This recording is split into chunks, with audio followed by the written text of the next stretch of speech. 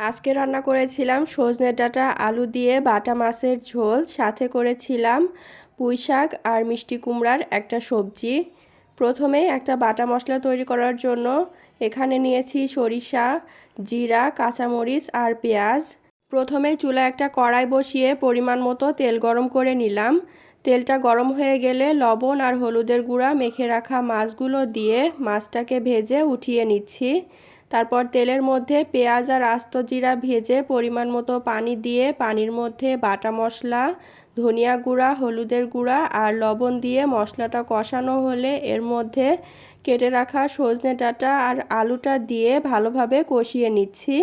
তারপর পরিমাণ মতো পানি দিয়ে ঢাকনা দিয়ে ঢেকে দিলাম সিদ্ধ হওয়ার জন্য। সবজিগুলো সিদ্ধ হয়ে গেলে ঝোলের পানি দিচ্ছি। পানিতে বলক আসলে মাছগুলো দিয়ে ঢাকনা দিয়ে ঢেকে সিদ্ধ হওয়া পর্যন্ত রান্না করে নিব।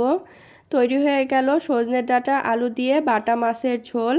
আবার কড়াইতে পরিমাণ মতো তেল গরম করে পেঁয়াজ কুচি, রসুন কুচি আর আস্ত জিরা ভেজে নিচ্ছি। তারপর এর মধ্যে পরিমাণ মতো পানি দিয়ে জিরা, সরিষা, কাঁচামরিচ আর পেঁয়াজ বাটা মশলা, সেই সাথে ধনিয়া গুঁড়া, হলুদের গুঁড়া, স্বাদ অনুযায়ী লবণ দিয়ে মশলাটা কষিয়ে এর মধ্যে কেটে রাখা পুঁই শাক আর মিষ্টি কুমড়া দিয়ে দিলাম। এখন মশলার সাথে পুঁই শাক আর মিষ্টি কুমড়াটাকে ভালোভাবে মিশিয়ে ঢাকনা দিয়ে ঢেকে কিছুক্ষণ রেখে দিব। তারপর ভালোভাবে কষাতে হবে। এখন এর মধ্যে পরিমাণ মতো পানি দিচ্ছি সবজিগুলো ভালোভাবে সিদ্ধ হওয়ার জন্য।